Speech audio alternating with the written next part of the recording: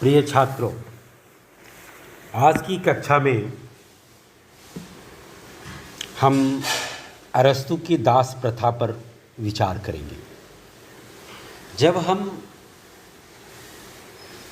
अरस्तू के दास प्रथा पर विचार करते हैं तो अरस्तू एक रूढ़िवादी यथार्थवादी दार्शनिक प्रतीत होता है।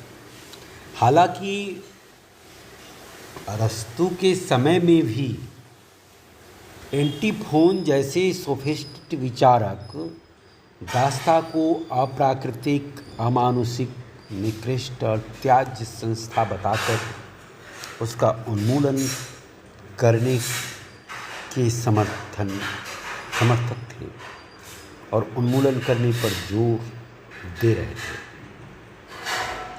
लेकिन अरस्तू इस विचार के विरोधी थे। एंटीफोन के सोफिस्ट जो विचारक थे, एंटीफोन जो सोफिस्ट विचारक थे, उनके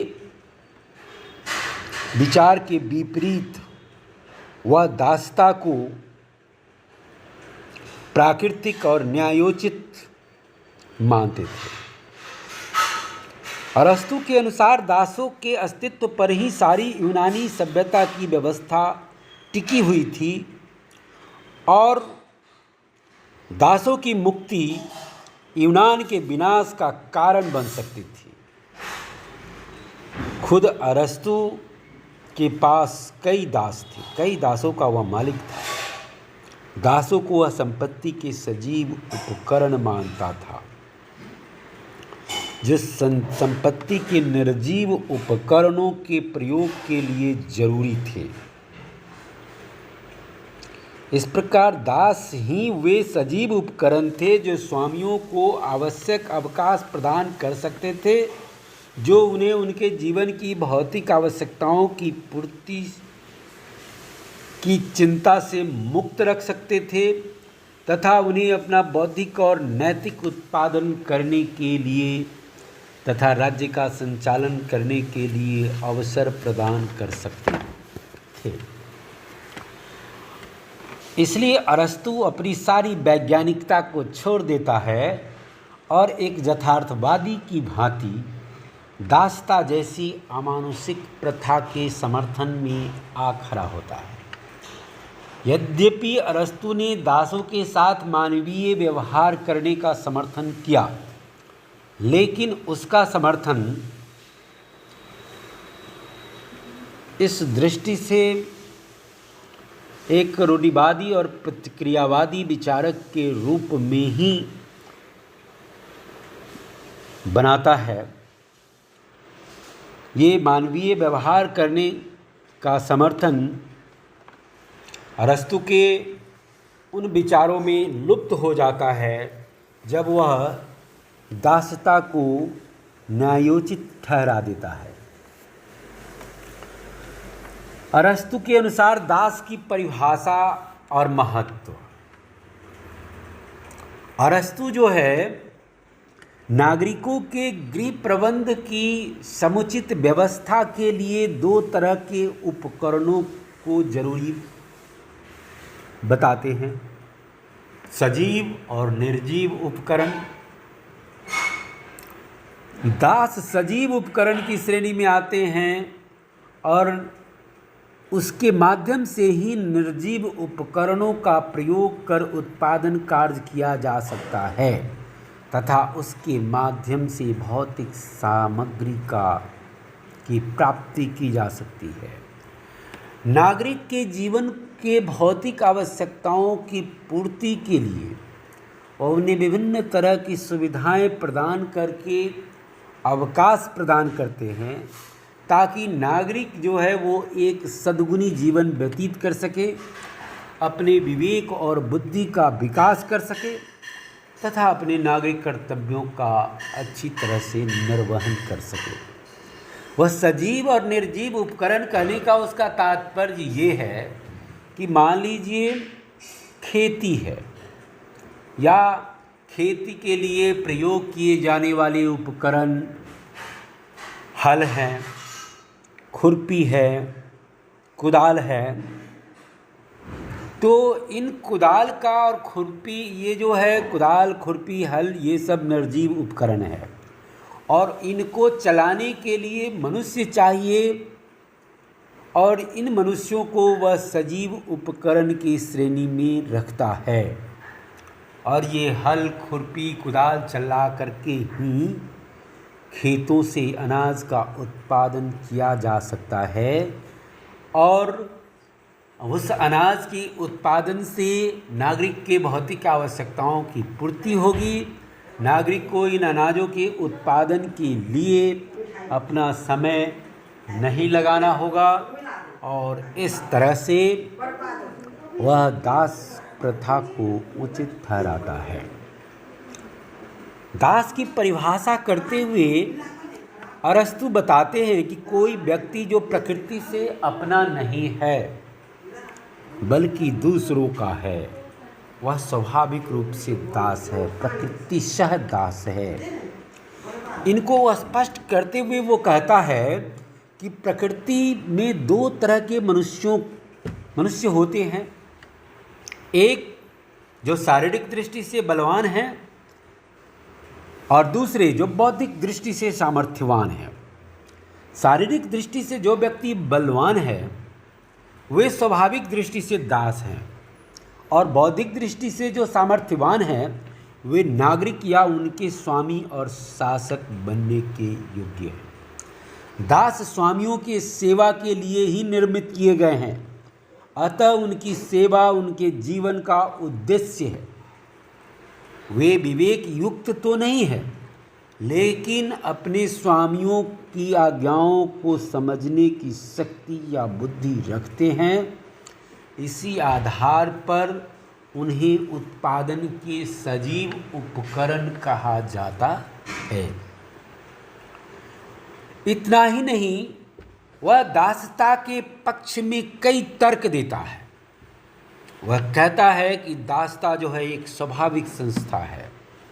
समाज के लिए दास, स्वामी और दास दोनों उपयोगी है। दासता व्यवहारिक है। इस तरह से वह दासता के संबंध में तर्क देता है। पहला, वह कहता है कि दासता एक स्वाभाविक संस्था है।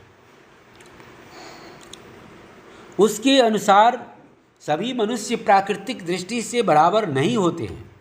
कुछ लोगों में शारीरिक बल अधिक होता है तो कुछ लोगों में बौद्धिक क्षमता, बौद्धिक शक्ति अधिक होती है। इसलिए यह उचित है कि बौद्धिक शक्ति शारीरिक शक्ति पर शासन करे। प्रकृति में यह हम सर्वत्र देखते हैं।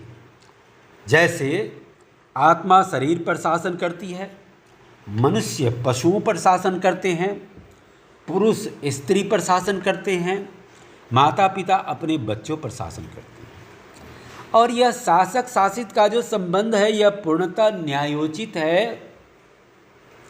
इसे अरस्तु गलत नहीं बताते हैं। इस तरह से अरस्तु कहते हैं कि अपने जन्म से ही कुछ लोग शासित होने के लिए और कुछ शासन करने के लिए पैदा होते हैं। ये भी प्राकृतिक है कि जो श्रेष्ठ है वह शासन करेगा और जो निकृष्ट है वह उनसे शासित हो। दास क्योंकि स्वामी से बौद्धिक दृष्टि से कमजोर है, अतः वह स्वामी के शासन अनुशासन में रहे। यह प्राकृतिक है, स्वाभाविक है और तर्कसंगत है। इसके पक्ष में वह दूसरा तर्क देता है और कहता है कि दासता स्वामी और दास दोनों के लिए उपयोगी है। अरस्तु के अनुसार दासता एक प्राकृतिक संस्था ही नहीं बल्कि एक अनिवार्य और उपयोगी संस्था भी है। अनिवार्य इस दृष्टि से कि परिवार और राज्य के उद्देश्यों को स्वामी दास संबंध के माध्यम से ही प्राप्त किया जा सकता है। उससे अवकाश की उत्पत्ति होती है जिससे एक नागरिक अपने चरित्र में सद्गुणों का विकास कर पाता है और अपने नागरिक कर्तव्यों के निर्वहन करने की क्षमता और अवसर प्राप्त कर पाता है। अरस्तु दास प्रथा को इस दृष्टि से भी उपयोगी बताता है कि स्वामी को जहाँ नागरिक के रूप में कर्तव्य निर्वहन का अवसर मिलता है, वहीं दास में विवेकी स्वामी के संसर्ग में रहने के कारण आत्म संयम और व्युत्पन्न श्रेष्ठता उत्पन्न करती है, अर्थात उसमें भी विवेक और उसे समझने का गुण उत्पन्न होता है। इस तरह दासता स्वामी और दास या सेवक दोनों के लिए लाभप्रद सिद्ध होता है। उसके कहने का तात्पर्य ये है कि जो दास है वो अपने विवेकवान स्वामी के संपर्क में रह करके वह भी अपने जीवन को उत्तम बनाने का प्रयास कर सकता है, उनसे वह सीख सकता है। तीसरा तर्क वह देता है कि दासता व्यवहारिक है। उसके समय में दास प्रथा यूनान के सभी नगर राज्यों में प्रचलित थी तथा संपूर्ण यूनानी सभ्यता का दारो मदार इसी दास व्यवस्था पर टिका हुआ था। दासता को समाप्त करने का अर्थ होता कि यूनानी सभ्यता ही नष्ट हो जाती। अरस्तु इस तथ्य से भली भांति परिचित था, इसलिए उसने व्यवहारिक आधार पर भी उसका समर्थन किया और यूनानी सभ्यता के अस्तित्व के लिए दासता को एक अनिवार्य व्यवहारिक संस्था घोषित किया। कहने का तात्पर्य अरस्तु के समय में जो यूनान की स्थिति थी, उस स्थिति में दासता का समर्थन करना यूनान की सभ्यता को बचाने के लिए अरस्तु ने आवश्यक समझा। और अरस्तु यूनान और यूनान की सभ्यता से असीम प्रेम करते थे, वो यूनानियों पर गौरव करते थे। उन्होंने दासों का वर्गीकरण करते हुए उसका टाइप बताते हुए कि कैसे कैसे दास होते हैं, तो उसने दो तरह के दासों का जिक्र किया है। एक दास वह जो शारीरिक दृष्टि से, शारीरिक ताकत की दृष्टि से शक्तिशाली है, लेकिन विवेक की दृष्टि से वह शून्य है, वह या अल्प शून्य है। वह स्वामी के केवल आदेशों को समझ सकता है और उसका पालन कर सकता है। यानी आप उसको कहिए कि तुम एक गिलास पानी लाओ तो वह पानी ला के पिला देगा, ये घर में झाड़ू लगाओ तो वह झाड़ू लगा देगा। बस इतना से ज़्यादा वह अपनी बुद्धि का प्रयोग नहीं कर सकता है। इसको अरस्तु स्वाभाविक दास बताते हैं। वो एक प्रकार का दास है और इस दास को वो वैधानिक दास की श्रेणी में रखते हैं। दूसरे तरह का दास वो उसे बताते हैं जो बौद्धिक और नैतिक दृष्टि से उच्च होते हुए भी युद्ध में पराजय के कारण दास बना लिए गए हैं, और ऐसी वैधानिक दासता वह केवल बर्बर जातियों के लिए उचित मानता है, लेकिन यूनानियों के लिए नहीं। पराजय के बाद भी यूनानी को दास नहीं बनाया जा सकता। देख लीजिए अरस्तु का यूनानियों के प्रति कैसा गौरव अनुभूति थी, या यूनानियों के प्रति या यूनानी होने के प्रति उसमें कैसा गौरव का अनुभूति था, या उसे वो कितना महत्वपूर्ण मानते थे। वो कहते हैं कि यूनानी जन्मजात दास नहीं हो सकते, और इसलिए वह बौद्धिक और नैतिक दृष्टि से उच्च होते हुए भी युद्ध में पराजित दूसरे देश के व्यक्तियों को दास बनाने के तो पक्षधर हैं, लेकिन यदि यूनानी कोई बौद्धिक और नैतिक दृष्टि से उच्च है तो उसे वह दासता के बंधन में बांधने के लिए तैयार नहीं है। तो आज की कक्षा में मैंने दास्ता की बारे में अरस्तु के दृष्टिकोण को आपके समक्ष रखा। हम लोगों ने इस पर चर्चा किया।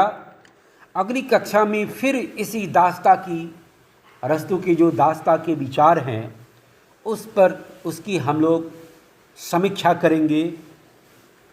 धन्यवाद।